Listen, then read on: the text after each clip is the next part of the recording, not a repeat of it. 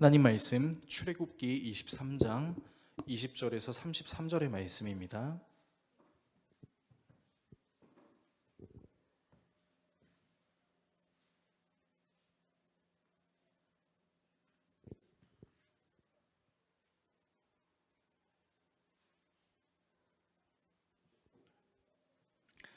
구약성경 117페이지에서 118페이지 정도에 있는 출애굽기 23장 20절에서 33절의 말씀을 한 절씩 교독하시고 마지막 절은 같이 읽도록 하겠습니다. 다 찾으신 줄로 알고 하나님 말씀 읽겠습니다. 내가 사자를 내 앞서 보내어 길에서 너를 보호하여 너를 내가 예비한 곳에 이르게 하리니 너희는 삼가 그의 목소리를 청종하고 그를 노엽게 하지 말라. 그가 너희의 허물을 용서하지 아니할 것은 내 이름이 그에게 있음이니라. 내가 그의 목소리를 잘 청종하고 내 모든 말대로 행하면 내가 내 원수에게 원수가 되고 내 대적에게 대적이 될지라. 내 사자가 내 앞서가서 너를 아모리 사람과 햇사람 브리스 사람과 가나안 사람과 히위 사람과 여부스 사람에게로 인도하고 나는 그들을 끊으리니 너는 그들의 신을 경배하지 말며 섬기지 말며 그들의 행위를 본받지 말고 그것들을 다 깨뜨리며 그들의 주상을 부수고 내 하나님 여호와를 섬기라. 그리하면 여호와가 너희의 양식과 물에 복을 내리고 너희 중에서 병을 제하리니 내 나라에 낙태하는 자가 없고 임신하지 못하는 자가 없을 것이라. 내가 너의 날수를 채우리라. 내가 내 위엄을 내 앞서 보내어 내가 이를 곳에 모든 백성을 물리치고 내 모든 원수들이 내게 등을 돌려 도망하게 할 것이며 내가 왕벌을 내 앞에 보내리니 그 벌이 히위 족속과 가나안 족속과 헷 족속을 내 앞에서 쫓아내리라. 그러나 그 땅이 황폐하게 되므로 들짐승이 번성하여 너희를 해할까 하여 1년 안에는 그들을 내 앞에서 쫓아내지 아니하고 내가 번성하여 그 땅을 기업으로 얻을 때까지 내가 그들을 내 앞에서 조금씩 쫓아내리라. 내가 내 경계를 홍해에서부터 블레셋 바다까지 광야에서부터 강까지 정하고 그 땅의 주민을 내 손에 넘기리니 내가 그들을 내 앞에서 쫓아낼지라. 너는 그들과 그들의 신들과 언약하지 말라. 그들이 내 땅에 머무르지 못할 것은 그들이 너를 내게 범죄하게 할까 두려움이라. 내가 그 신들을 섬기면 그것이 너의 올무가 되리라. 아멘.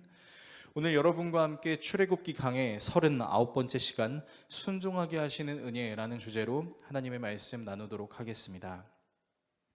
공동체나 조직에는 리더가 있기 마련인데요. 이 리더가 어떤 리더이느냐에 따라 그 공동체와 조직이 다양한 모습을 지닐 수 있습니다. 취업 포털 사이트 잡코리아에서 직장인과 학생 및 구직자 1,100여 명을 대상으로 조금 오래되긴 했지만 2016년에 좋은 리더와 나쁜 리더의 유형에 대한 설문조사를 한 적이 있었습니다.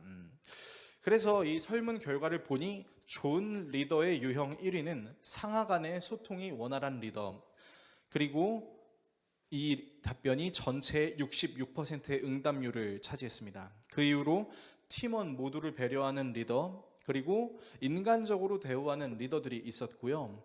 반면 나쁜 리더의 유형 1위는 말을 바꾸는 리더가 45.8%로 가장 높은 응답률을 차지하고 그 이후로 팀과 팀원의 실수에 책임을 갖지 않는 리더, 소통이 되지 않는 리더 등이 있었습니다. 자, 이런 좋은 리더들과 나쁜 리더들의 답변을 정리하면요, 멤버들은 좋은 리더를 생각했을 때 자신을 인격적으로 여겨주면서 대화할 수 있고 그와 더불어 자신을 책임져 줄 수 있을 뿐만 아니라 자신을 이끌어 줄 수 있는 리더를 원한다라는 것을 알 수 있게 되었습니다. 그러니까 리더는 멤버를 소중하게 여기고 책임지고 그 멤버를 인도하는 역할을 하는 존재가 정말 좋은 리더다라고 할 수 있다라는 것이죠. 가정과 직장 그리고 여러 공동체에도 리더가 있듯이 우리의 삶에도 진정한 리더가 존재합니다. 바로 우리를 창조하시며 다스리시는 그 하나님이 우리의 삶의 진정한 리더라고 할 수 있겠죠. 이 리더이신 하나님께서 우리에게 원하시는 것이 있다면 그것은 마치 어떤 기계에다가 입력값을 더해서 너는 이 입력값이 나오면 무조건 나에게 순종해야 돼 라는 기계적 순종이 아닌 자원하는 마음으로 하나님께서 우리에게 주신 그 인격과 성품으로 제가 하나님께 순종하고 싶어요 라고 말하는 그 순종을 하나님께서는 원하신다라는 것이죠. 오늘 본문은 십계명에 이어 세부적인 율법의 내용들을 우리가 계속해서 살펴봤죠. 그리고 이제 가나안 땅을 향해 가기 전 이스라엘이 반드시 하나님께 순종해야만 하는 이유에 대해 말하고 있습니다. 그리고 그 이후에는 우리가 설교 서두에 언급했던 좋은 리더의 모습들이 담겨져 있는데요. 그래서 오늘은 여러분과 함께 순종에 대한 메시지를 좀 살펴보는 시간을 갖도록 하겠습니다. 본문을 통해 다음의 내용을 살펴보려고 하는데요. 먼저 순종의 근거에 대해 살펴보겠습니다. 그리고 순종의 규칙에 대해 살펴보겠습니다. 마지막으로 순종하게 하시는 은혜에 대해 살펴보겠습니다. 순종의 근거, 순종의 규칙, 순종하게 하시는 은혜, 세 가지 내용을 함께 묵상하고 기도하겠습니다. 첫 번째, 순종의 근거입니다. 하나님께서는 이스라엘이 하나님께 순종할 수 있는 그 근거에 대해 말씀하시는데요. 본문 20절에서 22절의 말씀을 화면을 통해 같이 읽겠습니다. 이제 내가 너희 앞에 한 천사를 보내어 길에서 너희를 지켜주며 내가 예비하여 둔 곳으로 너희를 데려가겠다. 너희는 삼가 그 말에 순종하며 그를 거역하지 말아라. 나의 이름이 그와 함께 있으므로 그가 너희의 반역을 용서하지 않을 것이다. 너희가 그의 말에 절대 순종하여 내가 명하는 모든 것을 따르면 내가 너희의 원수를 나의 원수로 여기고 너희의 대적을 나의 대적으로 여기겠다. 자, 말씀을 보시면요, 하나님께서 이제 가나안으로 가야 할 이스라엘에게 자신이 보낸 한 천사가 있다라고 말씀하십니다. 그런데 이 천사가 이스라엘을 지켜주고 그 가나안으로 인도해 줄 것이다 라고 말씀하시는 것이죠. 자, 이 천사의 특징은요, 하나님의 이름이 함께 있는 존재입니다. 이 하나님의 이름이 함께 있는 천사의 역할은 단순히 인도하고 지켜주는 수준을 넘어서는데요, 바로 이스라엘을 괴롭히는 그 원수를 자신의 원수로, 이스라엘을 대적하는 존재를 자신의 대적으로 여기겠다라는 것이죠. 즉, 천사는 하나님의 이름을 가진 존재로서 하나님과 같은 존재일 수 있고 하나님의 인도함을 받는 이 이스라엘을 하나님과 같이 되게 하는 역할을 하는 존재입니다. 그러니까 천사는 이스라엘이 하나님과 늘 동행하는 존재로 만들어주는 힘을 갖고 있다는 것이죠. 여기서 하나님과 같이 된다라는 개념을 마치 하나님의 능력을 이스라엘 사람들도 발휘할 수 있어, 이스라엘이 하나님과 같은 절대자가 된다는 거야 라는 뜻은 아닙니다. 이스라엘이 있는 곳에 하나님이 계시고 이스라엘을 핍박하는 자들에게 하나님이 핍박을 내리신다라는 것이죠. 그리고 이것을 가능하게 만드는 존재가 천사이고 이 천사의 능력 때문에 이스라엘은 하나님께 순종할 수 있게 된다라는 것입니다. 그런데 이 천사의 또 다른 특징은 이 천사가 이스라엘을 보호하고 가나안으로 인도하는 것뿐만 아니라 이미 이 천사가 가나안에 먼저 가 있는다라는 것이에요. 실제로 이스라엘이 가나안 땅 경계선을 방어하는 이 여리고성 앞에 갔을 때 그곳에서 여호수아는 한 사람을 발견하는 사건이 있습니다. 그래서 여호수아는 그 정체를 모르니까 이제 군대를 몰고 가고 있었기 때문에 그 상대방의 피아를 식별해야 됐어요. 그래서 이제 질문을 하는데 여호수아 5장 13절에서 15절에는 이런 말씀이 기록되어 있습니다. 읽어드리면, 여호수아가 여리고에 가까이 갔을 때 눈을 들어서 보니 어떤 사람이 손에 칼을 빼들고 자기 앞에 서 있었다. 여호수아가 그에게 다가가서 물었다. 너는 우리 편이냐? 우리의 원수 편이냐? 그가 대답하였다. 아니다. 나는 주님의 군사령관으로 여기에 왔다. 그러자 여호수아는 얼굴을 땅에 대고 절을 한 다음에 그에게 물었다. 사령관님께서 이 부하에게 무슨 말씀을 하시렵니까? 주님의 군대 사령관이 여호수아에게 말하였다. 네가 서 있는 곳은 거룩한 곳이니 너의 발에서 신을 벗어라. 여호수아가 그대로 하였다. 되게 유명한 장면이죠. 이 하나님의 군대 사건을 이제 여호수아가 경험했을 때 처음에 여호수아는 이 사람의 피아를 식별하려고 했습니다. 이 사람이 가나안 사람인지 아니면 우리와 같은 계열의 사람인지를 식별하려고 해서 우리 편이냐 적의 편이냐 라고 묻자 적의 편도 너네 편도 아닌 나는 하나님 편에 속한 존재다라고 얘기를 하는 거죠. 그리고 지금 내가 서 있는 이곳이 거룩한 곳이래요. 거룩한 곳이라는 말은 다른 말로 하나님이 임재하고 있는 곳이라는 것이죠. 여러분, 이 하나님의 군대 장관은 바로 오늘 본문에서 우리가 읽었던 내가 미리 가나안 땅에 가 있겠다라고 말했던 하나님의 천사라는 것입니다. 여호수아와 대화한 이 사람은 하나님의 군사령관이고 이 사람이 여호수아에게 요구한 것은 하나님의 임재에서 신을 벗으라는 것이었죠. 자, 이를 통해서 우리가 분명하게 알 수 있는 한 가지 사실이 있습니다. 여러분, 그것은 무엇이냐면요, 우리가 기도함으로 삶을 계획하고 결정하며 나아가는 그 모든 상황과 환경에 이미 누가 먼저 가 있다고요? 하나님이 먼저 가 계셔 있다고요. 그러니까 우리가 믿음으로 하나님께 하나님, 제가 하나님을 신뢰하는 마음으로 이 길을 가겠습니다라고 결단한 그 다음에는 우리보다 늦게 하나님이 도착하시거나 우리가 먼저 가는 경우가 아니라 이미 하나님께서 우리를 그곳에서 선하신 계획대로 인도하시기 위해 그곳에 가 계신다라는 것입니다. 자, 여기서 중요한 것이 있어요. 여러분, 우리가 기도하고 결정하며 나아가는 삶의 형태가 다 좋기만 한다면 얼마나 좋겠습니까? 그러나 우리의 삶의 선택이 항상 우리를 좋은 길로만 인도하지는 않습니다. 좋은 길인 줄 알았는데 좋지 않은 길인 경우도 분명히 있는 것이죠. 그런데 여러분, 하나님께서는 그 길이 좋은 길이든 그 길이 좋지 않은 길이든 이미 하나님께서 그곳에서 우리와 함께 하실 준비를 마치셨다라는 것이 더 중요하다는 것이죠. 여러분, 그래서 우리가 이 개념을 알고 있으면요, 하나님께서는 우리가 기도함으로 우리의 삶을 결정하는 그 모든 계획 속에서 우리에게 성공을 맛보게 하시기도 하고 실패를 맛보게 하시기도 하지만 이 성공과 실패의 모든 계획 안에 하나님은 한 번도 우리 곁을 떠나신 적이 없었다라는 것입니다. 그리고 우리가 성공이라고 생각했던 그 길, 실패라고 생각했던 그 길에도 이미 하나님은 그곳에 먼저 계셔서 우리를 향한 하나님의 계획을 세우시고 인도하시려고 했다라는 것이죠. 그러므로 우리가 하나님께 더욱 순종할 수 있기 위해 필요한 것이 있습니다. 그것이 무엇이냐면 우리가 걸어가고 있는 삶의 모든 방향과 환경에 이미 하나님은 계시다는 것입니다. 하나님, 제가 이쪽으로 갈 테니까 하나님 와주세요가 아니라 하나님, 제가 하나님을 믿는 믿음으로 걸어가겠습니다 라고 말했던 그곳에 이미 하나님은 계시고 그 하나님은 그곳에서 우리를 선하신 계획으로 인도하실 준비가 되어 계시다라는 것이죠. 그래서 그 하나님이 우리에게 요구하시는 것이 있습니다. 너의 삶에 어떤 일이 벌어지든 어떤 결과가 나타나든 너희는 나에게 순종해야 된다. 왜?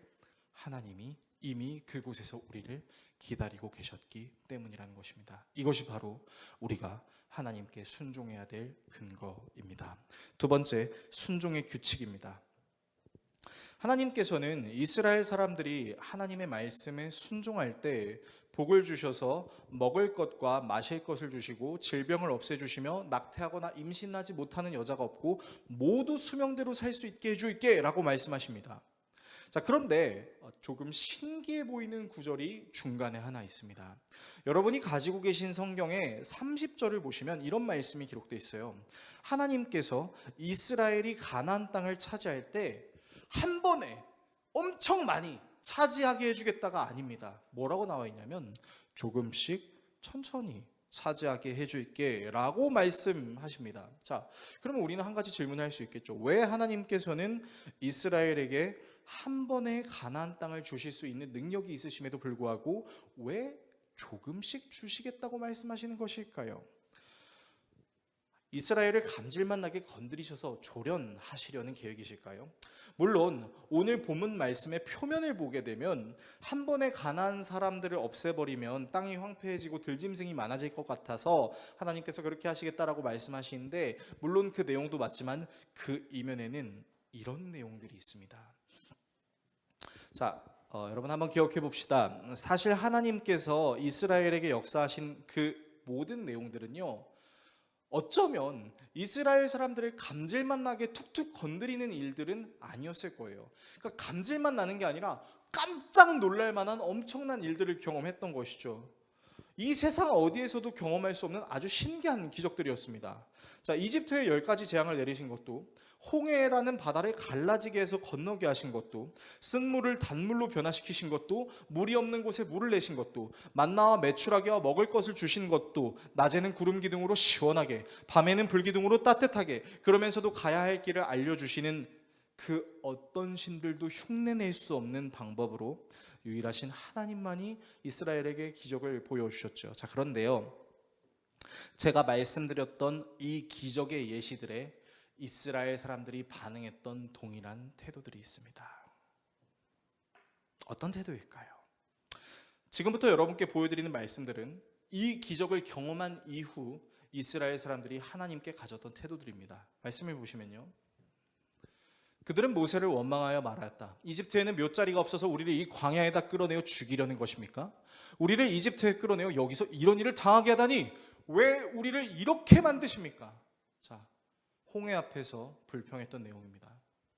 이스라엘 백성은 모세에게 우리가 무엇을 마신단 말입니까? 하고 불평하였다. 바로 마라라는 곳 앞에서 이들이 했던 행위입니다. 단순히 징징대는 것을 넘어서서 사람을 굉장히 업신여기는 형태의 불평입니다. 다음이요, 이스라엘 자손이 그들에게 항의하였다.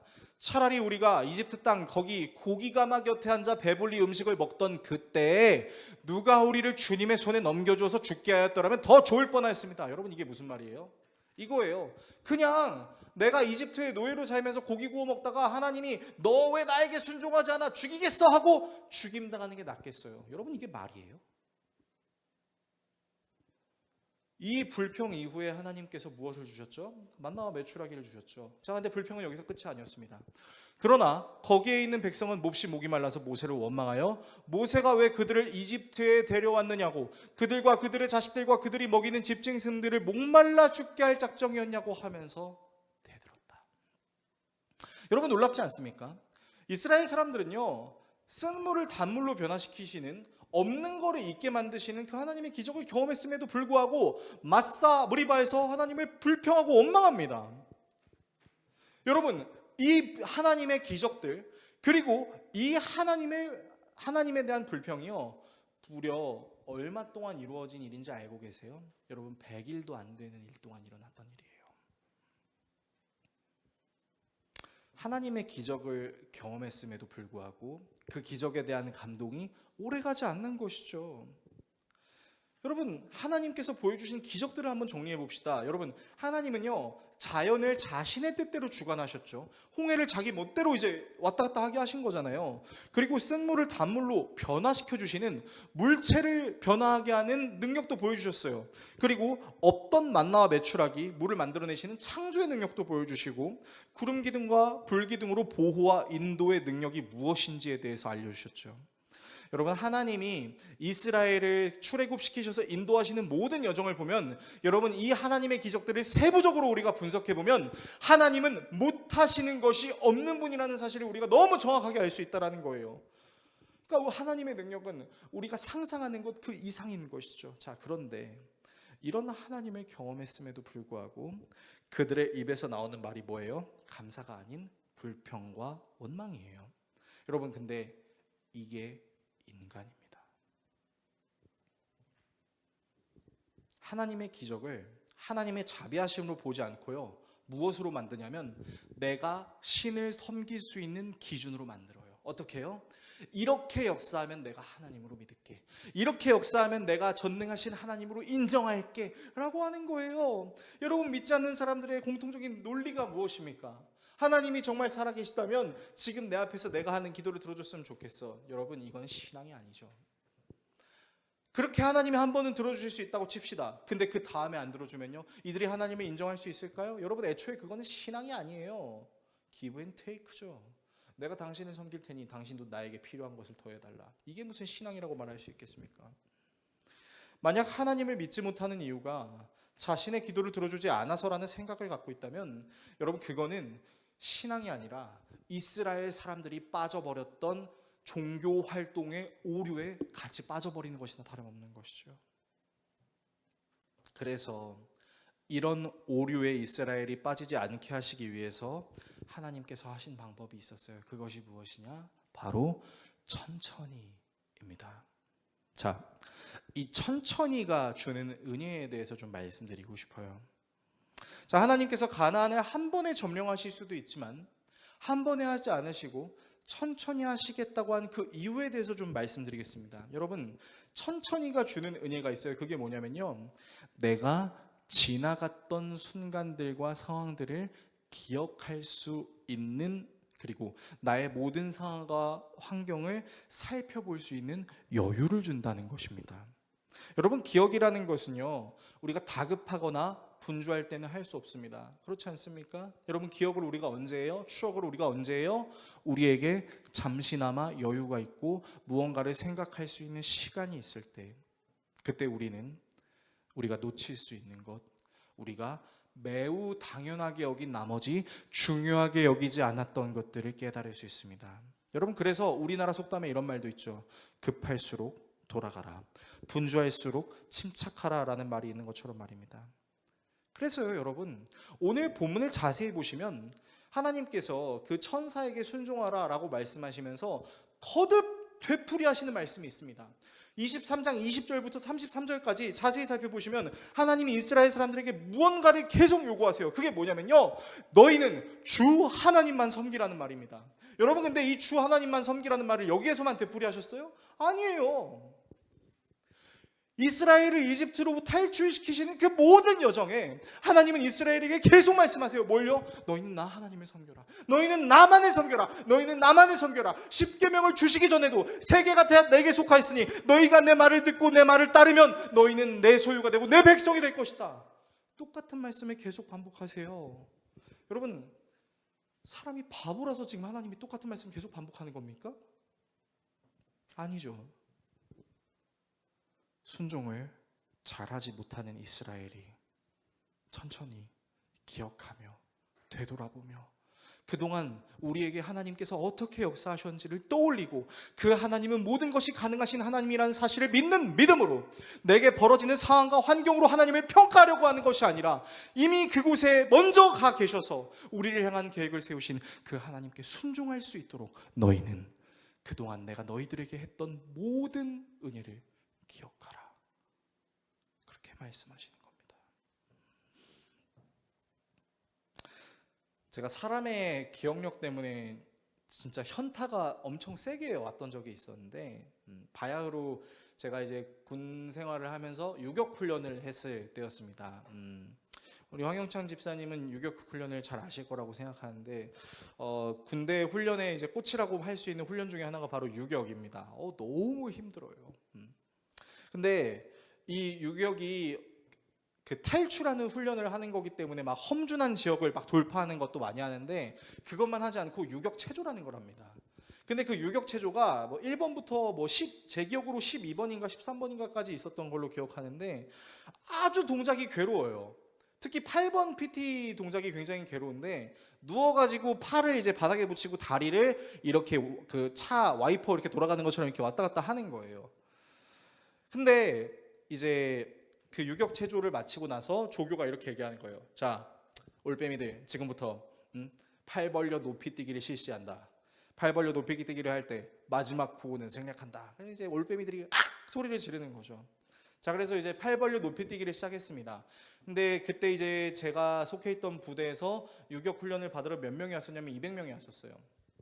200명이 이제 영병장 같은 넓은 데에서 이제 팔 벌려 높이 뛰기를 하는데, 자, 팔 벌려 높이 뛰기 30회 시작 하면 하면서 이제 하나 둘 셋 셉니다. 근데 이제 29까지 왔어요.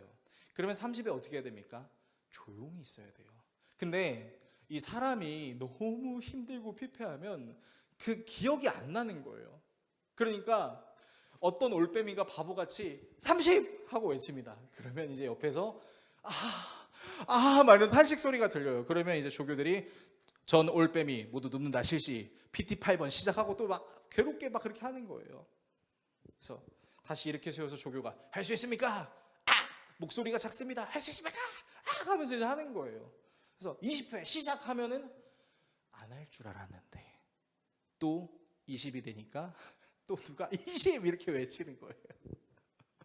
20이 15가 되고 15가 10이 되고 10이 8이 되는데도 계속 외치는 겁니다. 그러니까 이제 올빼미들이 인내심에 한계가 오기 시작하는 거예요. 그래서 무슨 행위를 하기 시작하냐면 이제 오히려 격려를 하는 겁니다. 그러니까 마지막 구호를 외치면 안 되는데 외치는 그 올빼미가 있으면 올빼미한테 잘했어! 괜찮아! 괜찮아! 이러면서 격려를 하는 거예요. 근데 격려를 받으면 이 올빼미들이 잘할 줄 알았어요. 근데 여러분, 그 MBTI E 성향, 그러니까 외향적인 친구들은 그게 격려가 되거든요. 근데 MBTI I 친구들은요, 괜찮아! 할 수 있어! 이러면 더 부담되는 거 아십니까? 나 때문에 어떡해 이래가지고 되게 기이한 현상이 일어났어요. 격려하고 박수 치는데 더 못하는 거예요. 그렇게 PT 8번을 무려 100회를 넘게 했었습니다. 이제는 진짜 죽을 것 같은 거예요. 그때 조교가 잠깐 쉬는 시간을 줬습니다. 그리고 한 60초간 휴식을 한 다음에 다시 팔 벌려 높이 뛰기를 했어요.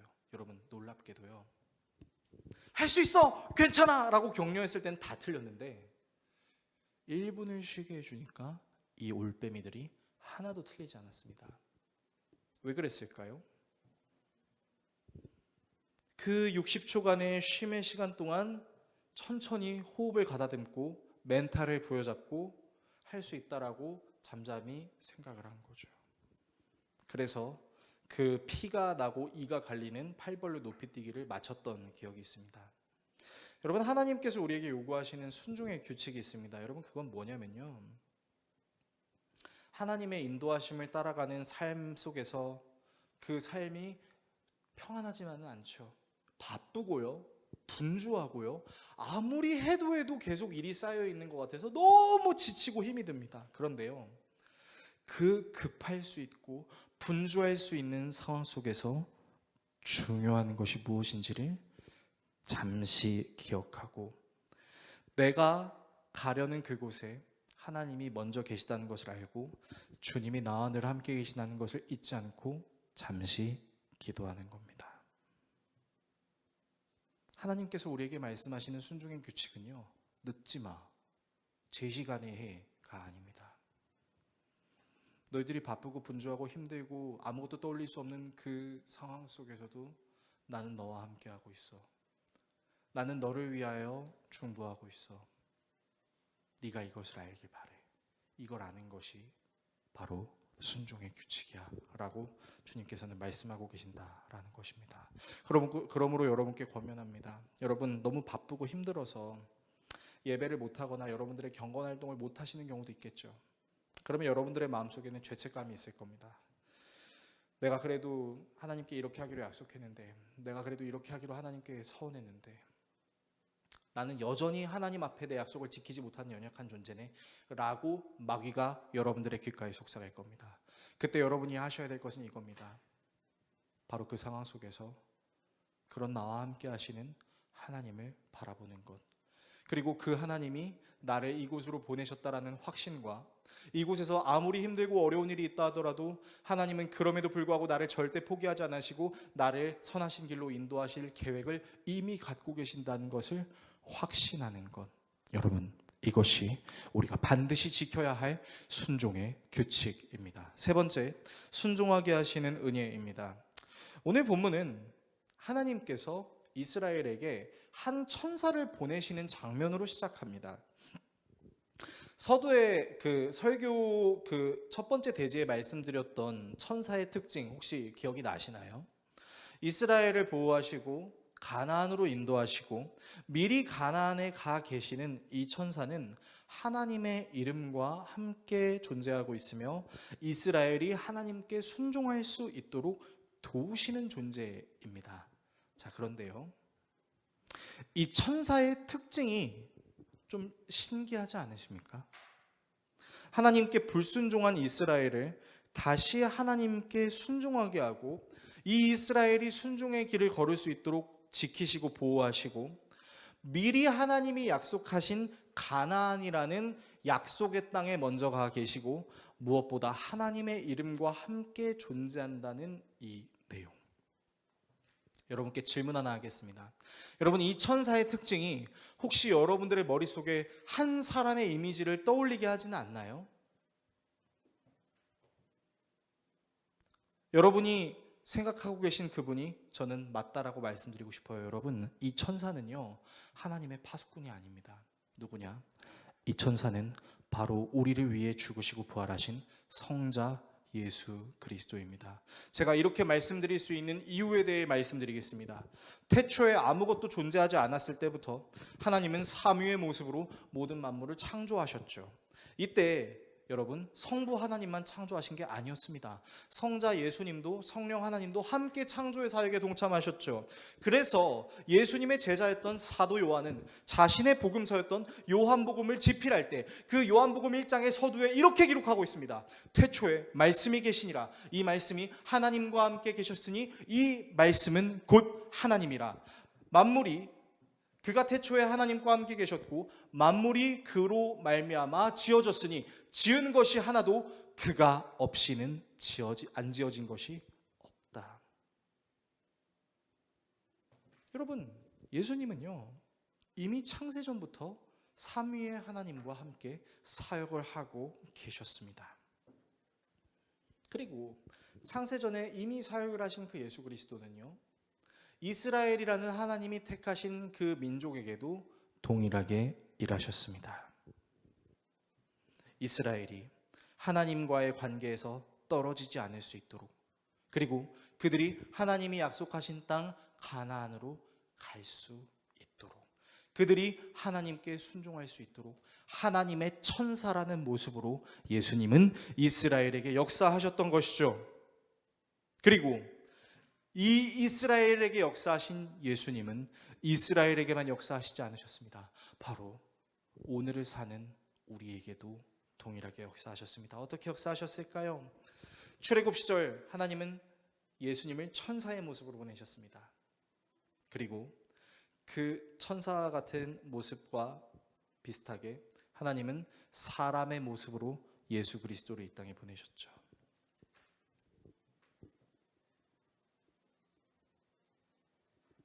하나님께서 인간의 죄의 문제를 해결하시기 위해 인간의 모습으로 보내주신 것입니다. 자, 이 예수님은 출애굽 시대에 살았던 이스라엘들의 신분, 종, 노예의 신분을 자유인의 신분으로 바꿔주시는 역할을 하셨죠. 그리고 신약 시대에 임재하셨던 예수님은 사회적으로 연약한 사람들에게 치욕적이고 종 취급을 당할 수 있는 그 모든 발언으로부터 해방시키시기 위해 죄인들에게 사역하셨습니다. 이 예수님이 가르치신 내용이 복음이었고 이 복음을 믿는 사람들은 끊어진 하나님과의 관계를 회복할 뿐만 아니라 하나님의 나라를 소망했죠. 여러분, 이것이 무엇과 비슷합니까? 이스라엘이 하나님과의 관계가 끊어졌는데 하나님이 이스라엘을 택하고 세계가 다 내게 속하였으니 너희가 내 말을 듣고 순종하면 너희는 내 소유와 내 백성이 된다. 그것을 누가 도와주셨다고요? 하나님의 천사 예수가 도와주셨죠. 그리고 이스라엘이 가야 될 땅, 약속의 땅 가나안으로 인도해 주셨죠. 그러면 그 출애굽 시대의 예수님께서 신약 시대에는 어떻게 역사하셨습니까? 우리에게 하나님 나라에 대해서 말씀하셨죠. 이미 왔으나 아직 완성되지 않은 그 하나님 나라로 내가 너희를 인도한다. 내가 하늘에서 다시 이 땅으로 재림하는 그때에는 너희들의 육신도 부활하고 너희들이 앞으로 가게 될 새 하늘과 새 땅, 누누이 말씀드리지만 신천지가 말하는 이상한 새 하늘과 새 땅이 아닌 하나님께서 완전히 회복시키시는 새로운 하늘과 땅의 완전한 하나님 나라로 우리를 인도하신다고요. 그러면 이 세상은 어떤 상황이에요? 그 완전한 하나님의 나라로 가기 위한 여정인 거죠. 여러분, 그럼 생각해 봅시다. 예수님께서 이스라엘 사람들에게 너희들이 가나안 땅에 들어갈 수 있어. 내가 너희들을 가나안 땅으로 한 번에 보낼 수도 있어. 그런데 천천히 할 거야 라고 말씀하셨죠. 여러분, 우리는 언제 하나님 나라가 오냐고 기도하고 있습니다. 그 원리가 똑같아요. 이스라엘은 사실은 10일만 걸으면 갈 수 있는 곳이 가나안이었죠. 근데 그들은 10일만 걸으면 갈 수 있었던 가나안 땅에 40년이라는 방황의 시간을 겪습니다. 자, 근데 그 40년의 방황의 시간은 비록 하나님께 불순종하는 모습도 보였지만 무엇이 있었죠? 그들이 진짜 가나안이라는 곳에 가서 하나님께 순종할 수 있는 사람이 될 수 있도록 훈련의 과정이 되었던 것이죠. 그렇다면 완전한 하나님의 나라가 도래하기 전까지 이 땅을 사는 우리는 지금 무엇을 하고 있는 겁니까? 완전히 도래될 그 하나님의 나라를 기다리는 마음으로 이 땅에서 하나님 나라를 실현해 나아가는 훈련의 과정을, 새로운 가나안으로 향해 나아가는 훈련의 과정을 우리가 밟고 있는 거죠.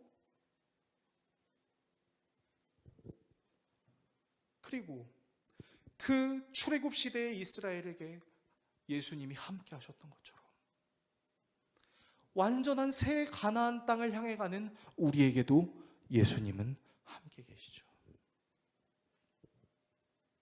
그리고 무엇보다 중요한 사실이 있습니다. 이 예수님은 우리가 하나님께 순종할 수 있도록 자신이 먼저 순종의 본을 보이셨죠. 굳이 고통당하지 않으셔도 될 권능의 예수님이, 굳이 죽지 않으셔도 될 생명의 예수님이 우리가 순종할 수 있는 길을 걷게 하시기 위해서 너희들이 앞으로 걸어가야 되는 길은 이런 길일 수 있어 라는 모습으로 하나님께 버림받는 순종을 선택하시고 감당하셨죠. 여러분, 이 예수님을 히브리서 기자는 이렇게 설명했어요. 말씀을 읽어드리겠습니다. 믿음의 창시자요 완성자이신 예수를 바라봅시다.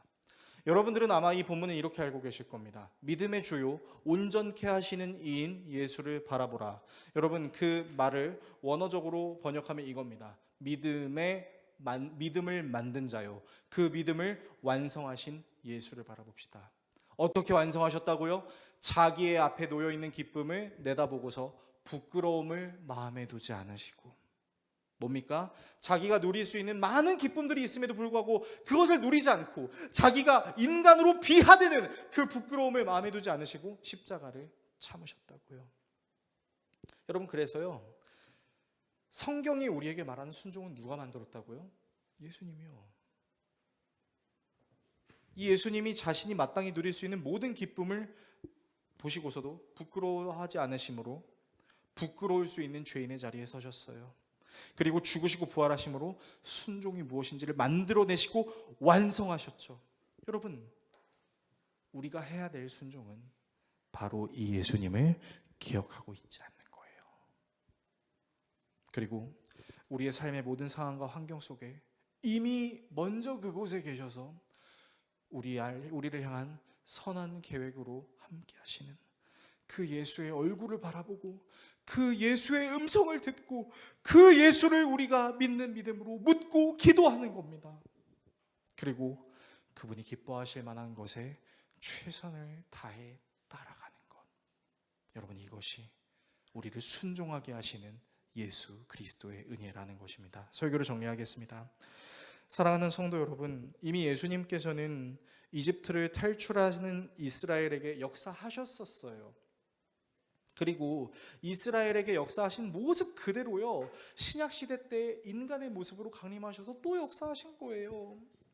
그리고 무엇보다 순종의 본을 보이셔서 내가 바로 순종의 근거야, 내가 바로 순종의 이유야 얘들아 라고 우리에게 말씀하시면서 너희들이 해야 될 순종의 규칙은 바로 이런 것이야 라고 우리에게 말씀하신 것이죠.